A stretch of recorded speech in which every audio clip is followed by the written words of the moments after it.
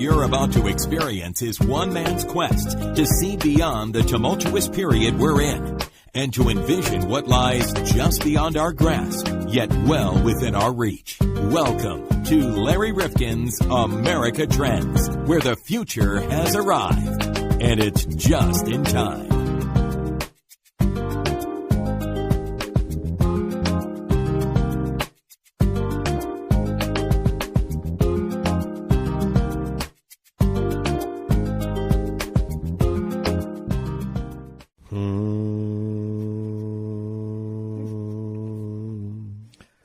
John. What's that, a D? That's a D flat. John, we are in the midst of our travel series on AmericaTrendsPodcast.com. Larry Rifkin, John Krosick, and we are getting ready to go on a meditation retreat. Meditation. You ready? I don't know if you can quiet down long enough, John. I think you're a little antsy about this. Are you ready to go with me? And we get into some kind of robe, and we walk around some gorgeous location, and we just think... We just hum? Hum. Or we say nothing. Nothing at all. Yeah, that's hard. That's hard. We've been in broadcasting all these years, so that's a really difficult thing. But I think this is really wonderful. And a lot of people are looking for this. The answer, when you ask, what do you want to do on vacation, if it comes out that you want to do nothing, this is for you. Quiet. Well, I think this is good for a family, too, though, because it would allow them to unplug and kind of get back in touch with important stuff. Well, no, it is true, because our lives are so turned on and tuned in, and if we can unplug and turn off, and I think it really is important. So if really you are looking for quiet or stillness or tranquility, usually in a gorgeous place that begs for more solitude and peace. The birds are chirping, John. Ah, yes. The ponds are gurgling. The trees are glistening from the morning dew.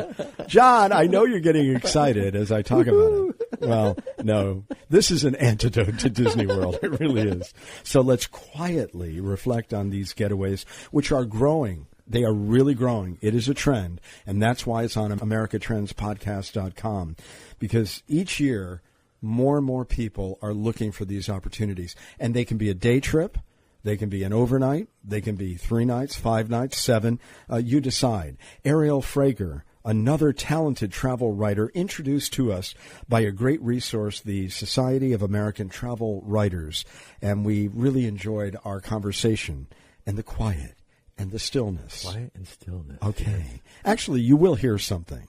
Well, it's not that quiet. I'd like to hear clicking on our Amazon account. Yes, I would like to hear more people clicking over from our Amazon store. But I digress. Yes. We digress. Let's go and talk to Ariel Frager about meditation and retreats, another travel option available to you. And we're so glad you've been listening to the travel series. Make sure you listen to all episodes. There are 6 in total. Ariel Frager, thank you for being with us today on America Trends Podcast. And you are a travel writer, but you also have a concentration that you take into a whole nother endeavor that deals with meditation and contemplation, and that takes you to a lot of travel-related activities that deal with the same. Explain that to us. Yeah, hi. So not so much part of my work as a travel writer, but in my own interest in meditation practices, I have attended a number of meditation retreats in the Northwest and in California at different sites, doing days-long, week-long silent meditation retreats. Part of my work as a licensed professional counselor and as a school counselor is teaching mindfulness to young people, and so my own practice helps inform the work I do with kids. So when you go to these retreats, are you finding that the company that you're keeping there is different perhaps than it would have been years back? Well, it's funny when you're on a silent retreat, you're with all these people, but you don't interact with them. And so what happens and people talk about this where you have these silent retreat love affairs with people that you've never actually spoken to, and you make up stories in your mind because you're quiet for days on end. You make up stories about the people you're with, and then you meet them, and then they're often very different than the story you made up in your mind. There was a woman once that I was on retreat with, and I kind of had a whole story in my head. And then she spoke. I'd never heard her speak, and she had a British accent, which was just surprising to me because I'd never had heard her speak after a week of being in her company, but never actually speaking to her. So it's a funny experience to be with people and then not actually be interacting with them. But am I wrong that there are many of these activities and retreats that are not quite as solemn as that one or as contemplative, where there is a lot more interaction, but it's done on the basis of your interests, your Sure. love of nature, your desire to unwind from a very difficult career path that you're on. So tell us how diverse Absolutely. they are.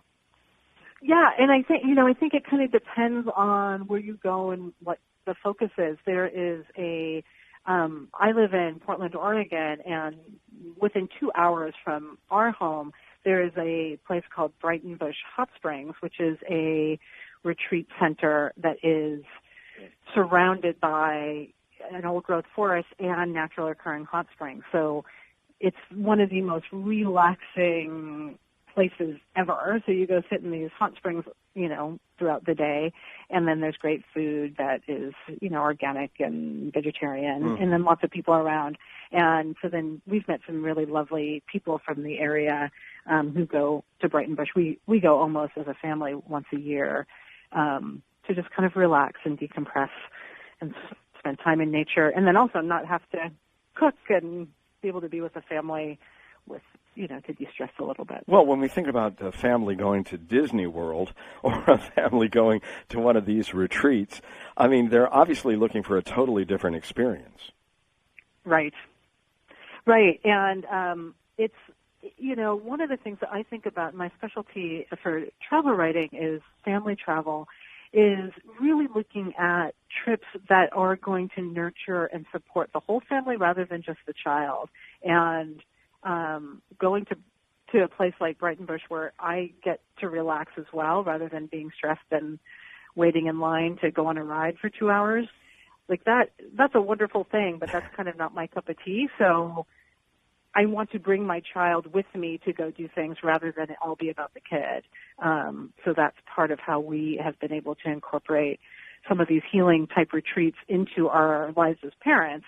And I think it's a nice thing for people to experience with their children as well, because when parents are relaxed and feeling good, then, we all know that they're better at being parents. Well, how opportune a time is this for people to want to wander off and kind of get away from the news, the digital overload? I mean, is this now a moment in time for these kinds of places of contemplation?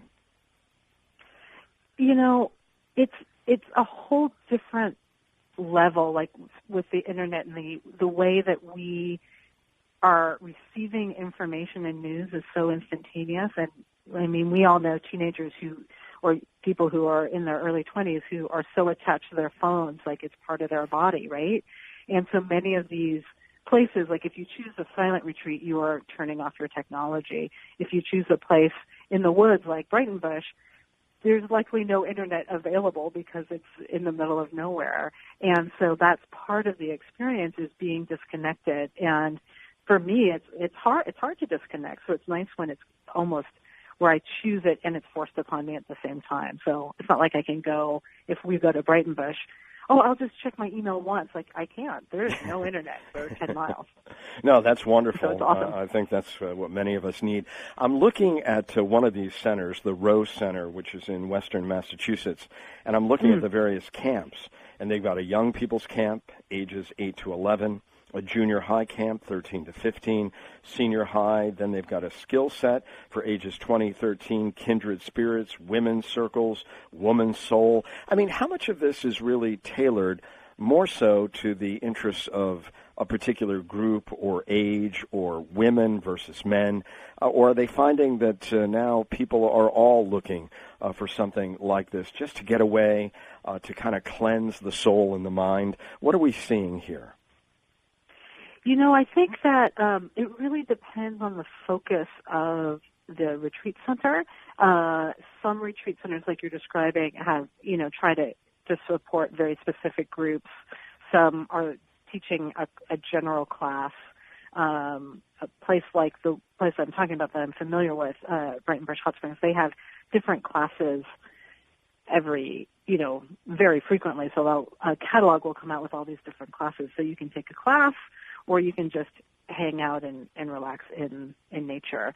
And I think people can choose what they want. If you want to kind of do a deep dive into learning a new skill or being with like-minded people, you can choose that. Or you can just choose to be away from it all in kind of a supported setting, as opposed to like going camping where you have to bring all the stuff and plan things. Yeah, most of these places, but that's a whole different thing, really have a whole organized system, and they make it relatively easy for you. And then they focus on your interests and your concentration. For example, in this one Rose Center that I'm talking about, they have fearless creating for writers, painters, performers, and all creative souls. So you want to get together with other creative types. Then they even have a Restoring the Soul After War, a Memorial Day retreat for people in military service, veterans, and those who supported them. So they're getting very niche-oriented, aren't they?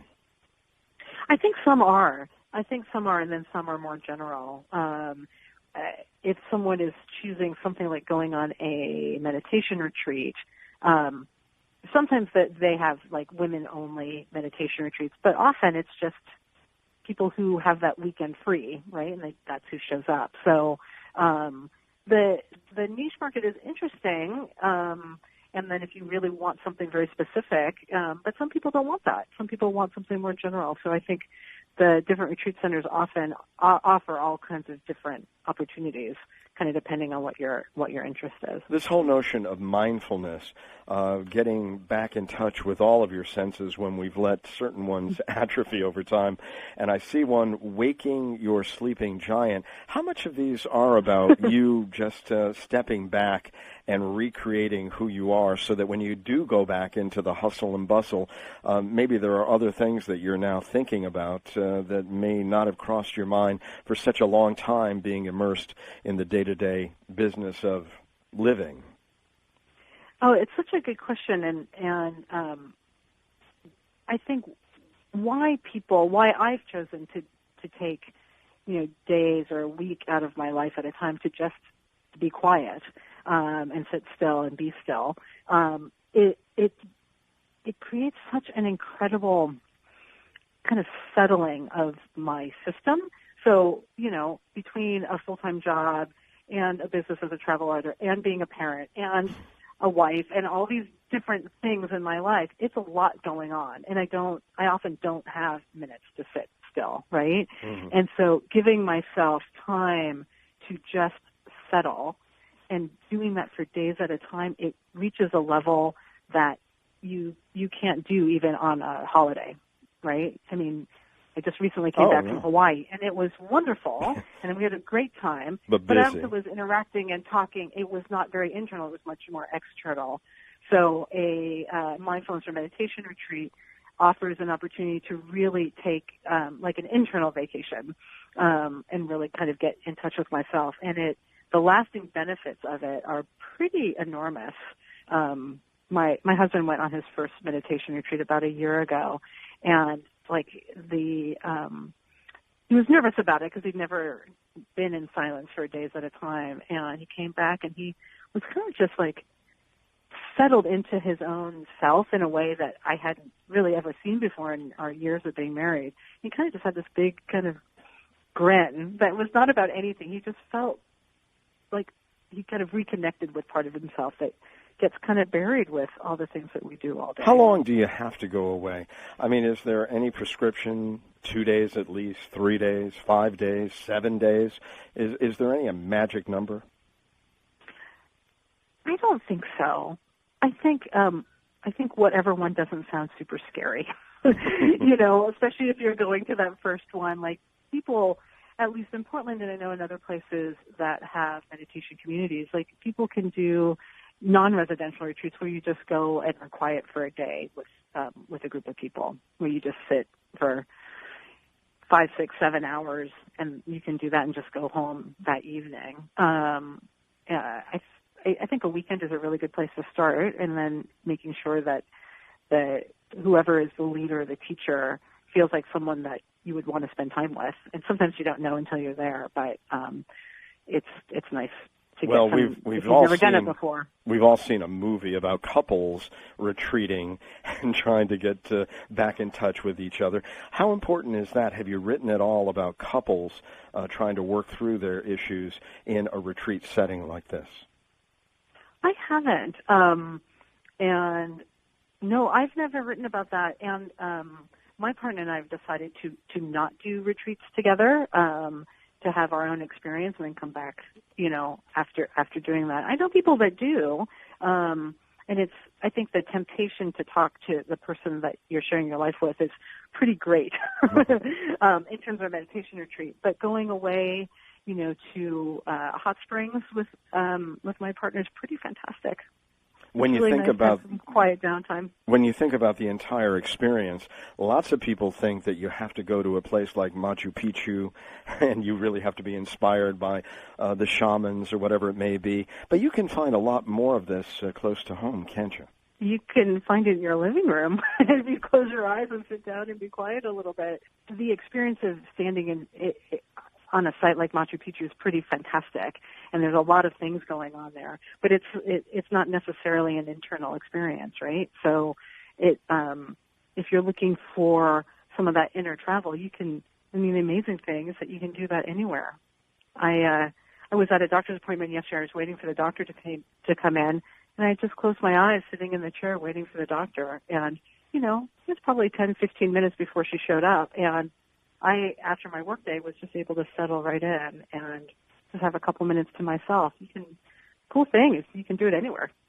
It seems as if there are many more of these opportunities than there have been in the past, and that a lot of these retreat centers are acknowledging that the pace of our lives has really thrown us into a state where we want to find these experiences, and yet, as you say, we may not want to camp out, we may not want to do it all by ourselves. So this presents an opportunity for people really to shop around and look for the right experience for them and perhaps their family in total.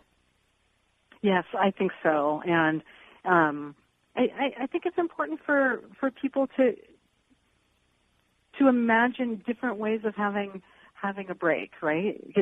You don't necessarily have to go to Machu Picchu or go to Maui. There's lots of places where you can have you have to kind of know what you need, and then you can seek it in your state or local community. Ariel Frager, I want to thank you for joining us today on America Trends Podcast. And this is going to be part of a series about travel that we're doing. And this one element to it, healing, meditation, family get-togethers, and just retreating from your normal activities. I thank you so much for joining us. Thanks for having me. Absolutely. John, we have had a great travel mini-series that we've been offering over the recent period. But we really thought, it was really your idea, John. Yeah, well, I really enjoyed this when you first had it. It was a really fun interview you did. And, it's kind of nice hearing somebody that you've watched on television, watched in movies, that isn't in trouble. From Hollywood, all you hear is who's in rehab, who's divorcing who. And, it just makes me sick. And this interview is really nice because here's this guy, he's been married a long time, and he drops his fly all the time, and his wife likes that. Oh, wait a minute. Now you're really getting into trouble. And they don't even know who we're talking about. We're talking about Henry Winkler, the Fonz. Hey, Fonzarelli. Or was it Fonzarella or Fonzarelli? Arthur Fonzarelli. It was Fonzarelli. From Happy Days, and of course, Happy Days, they've lost a couple of some of the main characters from that time. Very, very sad. But Henry Winkler and Ron Howard, they go on. And the mother, I think Marion, she's still... Is she still around? I think she's still alive. Yeah.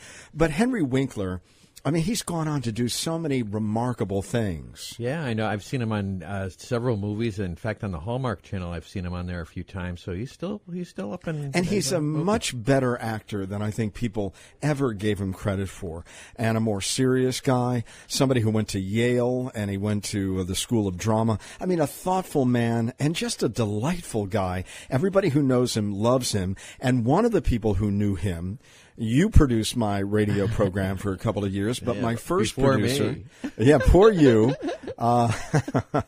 They usually lasted about 2 years, and that was it. No, but Alan Todd, who was my first producer, and he was also a radio broadcaster, and he went to school with Henry Winkler. Yeah, at Emerson College, which, if you don't know it, I know everybody talks about USC and different schools for drama.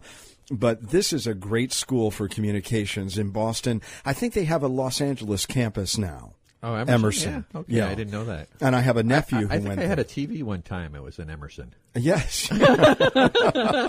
Bada bing. And in fact, there was a great poet one time by the name of Emerson. But with that said, Henry Winkler, I mean, was such a delight to talk to because he wrote a book, and this goes back to 2011. Right. But you salvaged this. You found this somewhere.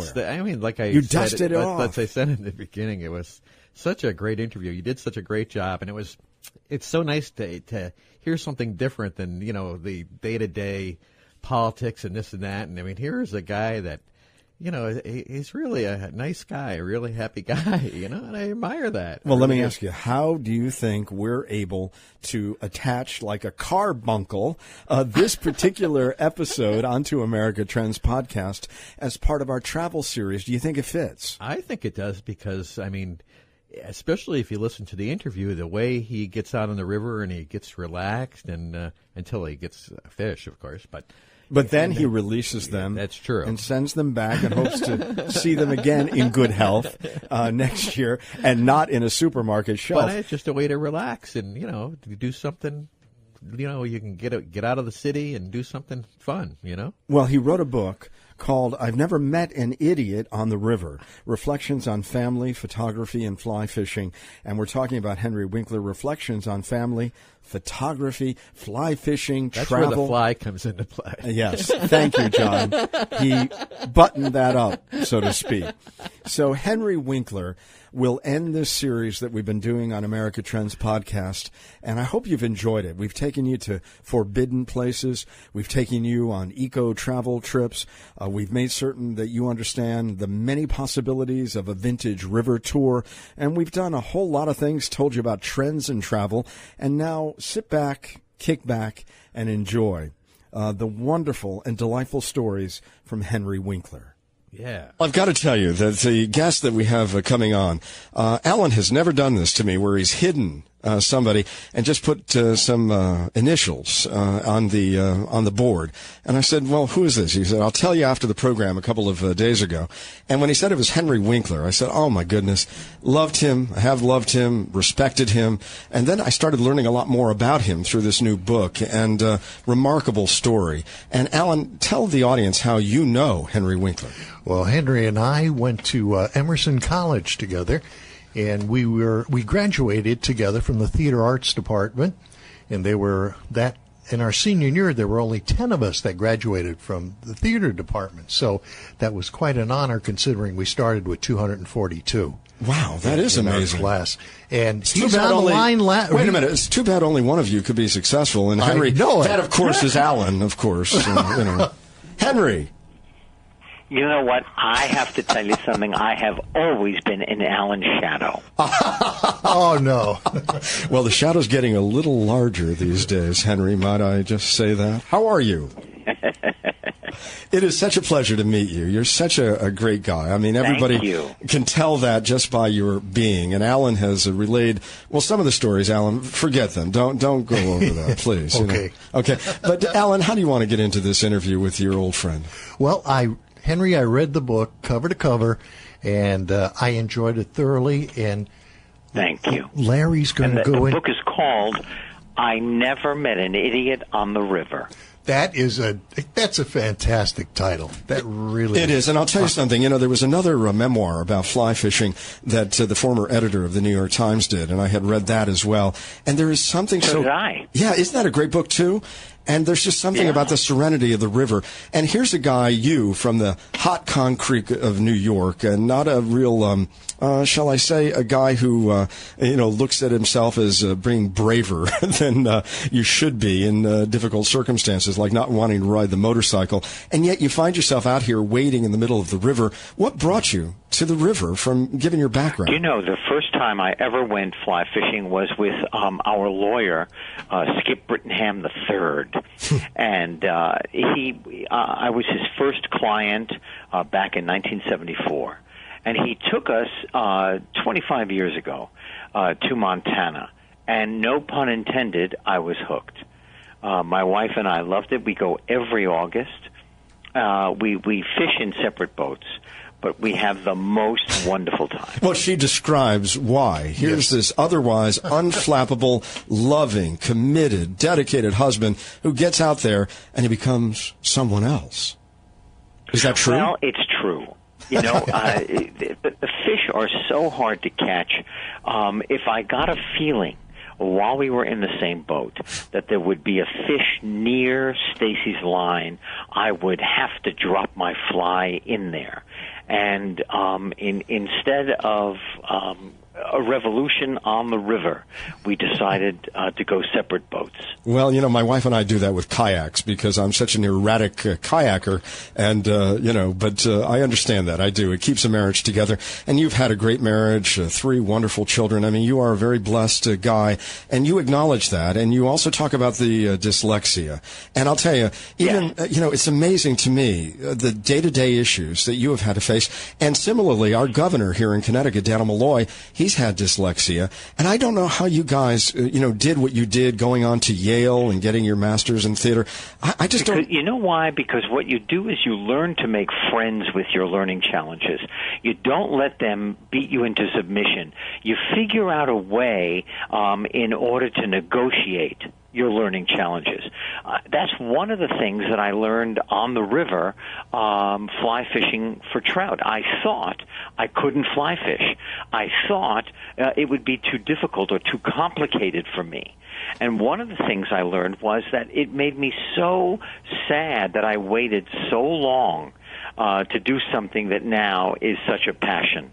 Yeah, and I think a lot of us, that is one of the really inspiring parts of the book, is to tell those of us who can be timid at times. And I know I'm like this, Henry, and maybe it's kind of a Jewish thing, but there are times when I don't want to, try maybe a physical thing. And the minute you do it and overcome it, you feel so great about yourself. But to get you to do it. And it's true.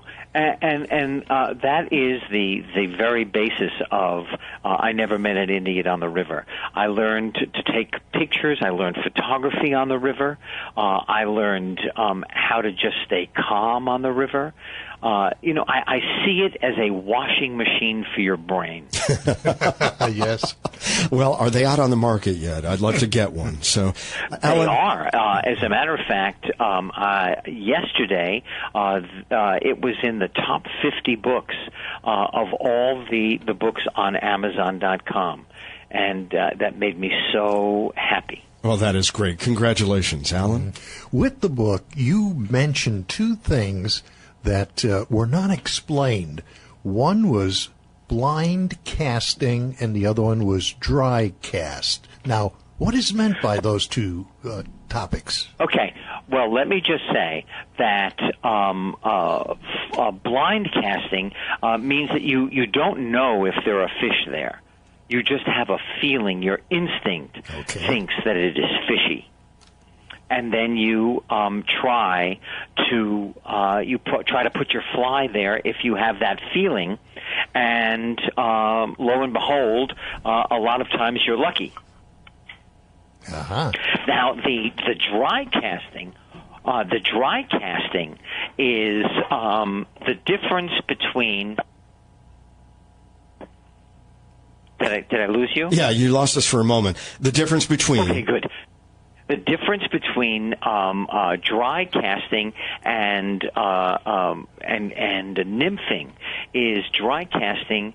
You put your fly on top of the water, and it must float at exactly the same rate as a natural fly. Now, let me just tell you that while I'm talking to you on the phone, we're here in this hotel in Boston where I'm making a movie with Kevin James, and somebody was at the door, and I was getting my wife's coffee into the room, signing the bill, and explaining dry casting, and that's the power of fly fishing. Well, people accuse us of dry broadcasting, so we just wanted to make certain we had a distinction. But it's not. This is juicy. Now, let me ask you about the river, because I love rivers myself, but I'm more of a kayaker and not a fisher. Convince me that I would get even more enjoyment getting out of the kayak and kind of standing and wading in the river. Explain to us how long you stay out there, what you get, what you bring back. Give us a sense of what it is that really fills you back up again by being on the river. Being on the river or in the river, getting close to the river, the sound of the river is one of the most pleasing sounds to mankind. I always found that whatever problems I perceived I had or really had in the world, when I got on the river, it was washed away. Beautiful. And, you didn't learn until you were 31 that you had dyslexia. But, yes, that is true. Those compensating factors that you undertook and that prove that, if you want something, you really could attain it. I mean, our governor, for example, he doesn't actually write anything. He has to communicate it to an assistant. He's got an incredible memory as a result. He, has a difficult time reading. And yet this guy's brilliant. I mean, in his own way, he's a very bright guy. You the same? I mean, memorizing scripts and how do you do this? What I always say to every child I meet is it doesn't matter how you learn. It doesn't matter at what rate you learn. It has nothing to do with how brilliant you are. Just a learning challenge does not have to diminish your incredible experience in the world. It just means that you learn to negotiate spelling or math or reading or comprehension or whatever it is. But there's more than one road to get where you want to go. That's another thing that I learned on the river. Interesting. And then my photographs, when I was in Wyoming with my wife, we were in Jackson Hole, and I bought a photograph for $300 from this man. And I thought, could I ever take a photograph I would be proud enough to hang on the wall and not pay somebody else? And I got a camera. My wife bought me my first camera, really. I'm too dyslexic to turn a knob on it. I don't know what all those things mean. And I was able then to take photographs, and some of them are there in the book. Yeah, they're beautiful. Absolutely they populate the beautiful. entire book. They really, really are. And they give everybody a sense of that tranquility that you find there. And, I was fascinated in the book to read about Neil Simon play and how, nervous you get. And that, I think, helps people also to understand that whatever it is they're trying to unleash in their own lives and the barriers that we often put up ourselves as opposed to anybody putting them up there for us, and how you overcome that. Give people a sense of the live theater piece of your experience. Well, it is really true. The fear that you have, the anticipatory fear, is worse than the actuality. So here it is, the one of the greatest playwrights in the history of theater calls and said, "Would you read my play?" Now, reading out loud is so difficult for me. I stammer. I fall all over the words. It is so difficult. And I thought to myself, I could say no, which would be easier. Maybe I will embarrass myself into oblivion. But then again, I would not have the experience of just being in the same room with Neil Simon. And I decided to read it, and it turned into going to Broadway for 9 months with John Ritter, my good late friend John Ritter. And I would never have had the experience if I allowed my fear to overtake me. That's another thing that I learned on the river. And you really want people to take away these life lessons in reading this book. I've never met an idiot on the river. I love Adam Sandler's note saying, but he's never allowed me to go out with him, you know. So now this movie that you're making, tell us about what you're working on. I play a music teacher, and the high school is cutting the music program. Kevin James plays a slacker teacher who couldn't care less, but somehow gets it into his mind that he's going to save the music program and becomes an ultimate fighter. Okay, so that's the story. And I'll tell you something. I mean, you have been in so many incredible shows, and I don't think people really have tallied up the number of awards you've won and the different roles you've played in, the various creative arts. I mean, you've had a fascinating career. And, of course, everybody goes back to the Fonz, but you said that you don't mind that. And I have to tell you, that doesn't bother me at all, because I'm very fortunate that I got to play the Fonz for 10 years. I love the character. He introduced me to the world, as a matter of fact. And I'll tell you how great he is. He has read I Never Met an Idiot on the River. And what does the Fonz say about it? I'm just curious. You know what? He's going to write a review on Amazon that's very positive, he told me. Good. Now, Alan, you thought you talked to yourself a lot. Well, after working with me, but go on. I was going to ask you, Henry, I heard a story many, many years ago about how you actually got the part of the Fonz. You were against, I guess, Mickey Dolenz was also going for the part. Everybody in the room that was waiting to read for the producers, I had seen on television. I must have been the only civilian. And I went in, I had 6 lines, and I just made the mental decision that the guy that I was reading with, the man who was reading the other lines, I was going to make him sit down. I was going to be the only one standing in the room.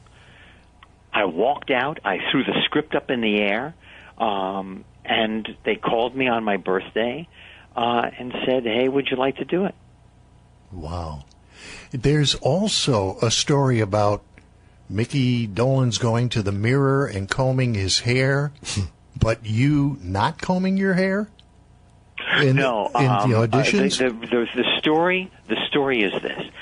In the script, it said the Fonz combs his hair, by himself in the bathroom. Mm-hmm. And I had made a pact with myself that every character that has ever been like the Fonz on TV or in the movies has combed their hair. Uh-huh. I was never going to comb my hair. And the producer said, you must. It's written. You have to do it. So I went to the mirror, I pulled out the comb, I held it up, and I went, I don't have to because it's perfect. And I put it back in my pocket. Uh-huh. How much was ad-libbed? How much of the Fonz was ad-libbed by you? Or how as you got so comfortable with the character, how much did you redefine that role? Well, redefining it, we found new things all the time. But as far as ad-libbing, I would try to ad-lib and then realize that sometimes the script was a lot better than me. And I went back to the script. There's very little ad-libbing. Gary Marshall is brilliant, and he had writers in the room that were 21 years old and 77 years old, and everybody in between, so that all of life was represented in that room. Well, let me ask you something. I read something that I need some clarification about. advanced praise for your book, I've Never Met an Idiot on the River, and it's by Ron Howard, and it says, reading this book is like having a great conversation with my friend Henry while telling stories about time spent on the river. He covers a lot of emotional territory with humor, wisdom, and visual beauty. It really makes me want to go fishing, too. Now, wait a minute. I saw him with a pole for years as Opie. I saw him with Andy Griffith. What? He didn't know how to fish? Acting. Oh, my goodness. Mostly, I'll tell you what he had in his hand when he was younger. He had a camera. He had a movie camera. He knew that he wanted to be a director for the longest time. That was his passion. And I think he did pretty well. Yeah, I think he did okay for himself. Pretty remarkable talent along with you. Now, you were in Royal Pains, USA Network. I am now, yeah. We start our third season in a week or two. Oh, in a week or two. It's hard to follow with the cable, but I'll tell you, some of the best work in the world today is being done on USA Network, and you're a part of that. Absolutely. How proud are you of what you're doing today? I love the show. As a matter of fact, this year they introduce my father. So now there are three generations of Lawsons, and my father is played by Ed Asner. Oh, and wow! It's just fantastic. Talk about a great ensemble. My first job. I'm so sorry I interrupted you. I'm so sorry. No, great ensemble to have. I mean, somebody like Ed Asner joining with you. He's remarkable. It really is. And my very first job in Hollywood was the Mary Tyler Moore Show with Ed Asner. And now here, all these years later, he's my dad. Wow. What a great career. What a great life. And, you're together with your wife after all these years. I mean, you've really been blessed, Henry Winkler, and we blessed to kind of watch your great career and from afar, and also to realize some of the things you've overcome to make it all possible. And here you are. I've Never Met an Idiot on the River. Is there a favorite part of the book and things that you explored and you know what? shared? I would have to say that I'm very proud. Very few human beings in the world have seen my photographs. And my children are pretty much the only ones. And they picked, over the years their favorites. And that I've written any book in my life is pretty much an amazement to me, since I was told that I would never amount to much. And you've got all the children's novels as well that really... Yes, with Lynn Oliver, we've written 17 novels. Yeah, I mean, so you've got just so much to look back on and so much that you're doing today that reminds us of what you have done in your career. It's amazing. Alan? Where can people get the book, Henry? You can get it at any great bookstore, Barnes & Noble, Amazon.com. As a matter of fact, yesterday it was in the top 50 of all the books on Amazon.com. That is great, and deservedly so. And is it available through Kindle and all the e-readers and so forth? It will be. I don't know if it is now. I'm not sure that Kindle will have the photographs, but when the iBook comes out, it will. Okay, are you going to be doing, given everything that you've been through, are you going to be doing an audio version for someone who might... You know what, I don't know. I don't think they have asked me yet, but I would. Okay. That would be a pleasure, because I tried to write it like I'm having a conversation with you. Oh, it's very readable. Very readable. Great. Yeah. Well, we've got to run. I'll let Larry finish up. No, I just want to thank you. I just want to say, Henry, tight lines. Oh, yeah, thank you. Thank you. And I think it would make a great Father's Day gift. Oh, absolutely. And that is coming up. And by the way, Alan thought you were in Boston to go back to all the old speakeasies that you guys used to frequent. Well, you know what? I'll tell you, one of the great things that I did while I was here was not go to the speakeasies so much, because they've closed. But I went back to Emerson and I taught 3 master classes for the acting department. Oh, wow. And that was exhilarating. Oh, that is great, going back to your alma mater and doing that. That is wonderful. Those kids are talented. And speaking about that, we have a big one coming up next year in June, our class. We do? Yes, our big anniversary of our graduation. Which one? Our 45th. 45th. No kidding. Yep. 45th. Next I'm glad June. you brought that up. Yep. Okay, Where's make my sure. walker? And I've been emailing with a lot of Emerson people, and they say hello to you, and it's unbelievable. And they say, "Is he going to be there?" And I said, "I don't know." And I want to see pictures of you and Alan on the Charles River fly fishing. Okay. You know what? If I'm there, that's what we're going to do. Okay, Alan. Let's do I want it. to see those pictures. Let's do it. Henry Winkler, a joy and an honor to have you on the program today. Thank you so much for giving us your Thank you time. so much for this conversation. It's been our pleasure. Thank you. Thank you. If you like this episode, please leave us a kind rating or review. I'm on my hands and knees. Please do it on iTunes, because your review is really critical for us to continue providing this podcast.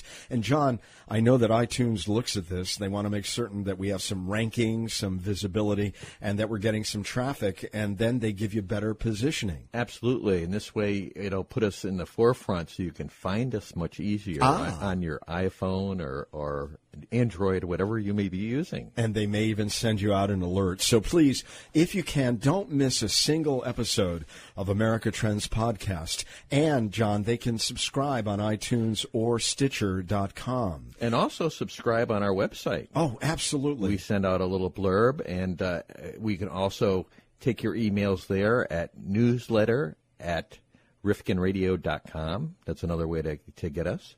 And we do not sell or share No our list. spamming, nothing. Well, I don't know. Does anybody want our list? I don't know, but we don't do it. Good question. Even if they asked us. Even Nobody's if they asked asked us. us. But Right. And when you do subscribe, let us know on Facebook and Twitter. We're getting very active on Facebook and Twitter. Our handle on both platforms, and John, this is really easy, at Trends Podcast. That's it. That's real easy. You like that? Did you get that? I got that. Okay. I'm going to have to gonna check give you it a out quiz. now. I'm going to have to twit it. We want to thank you, of course, personally for subscribing. And we also would like to get some of your ideas and questions for future episodes of America Trends Podcast. And that's important, too, because we're all over the map. Our interest editorially in the future, John, has no bounds. But we want to know what it is that you'd like to hear from us. If there was a segment that you'd like to see us follow up on, or if there's something in depth that you'd like us to deal with, please let us know that, too. We're looking at the future. There's so much we can look at.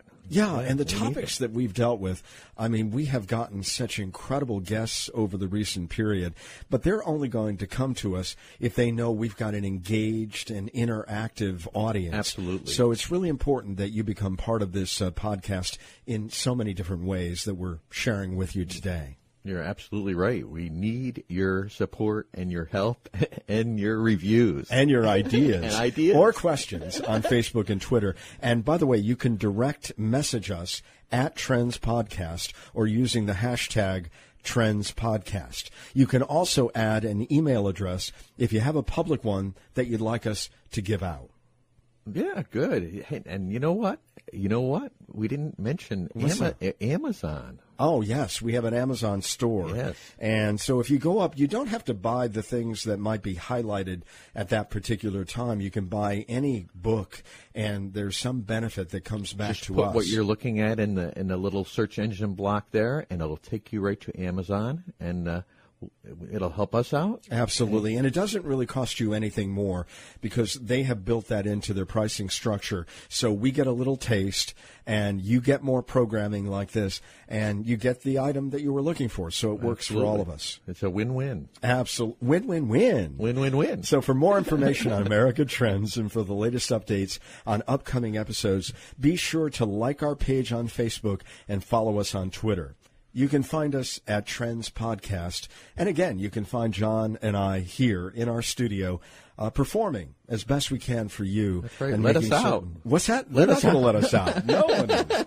Hey, listen, thank you so much for joining us today on America Trends. We'll see you next time. We hope to hear from you soon. Oh, by the way, we are posting all the time. And we're posting on Tuesdays and Thursdays. Good point. So just be aware, if you're looking for new episodes, they're coming on Tuesdays and Thursdays. When you wake up, before you go out on your jog or your walk and you want to take us with you, we'll be there for you.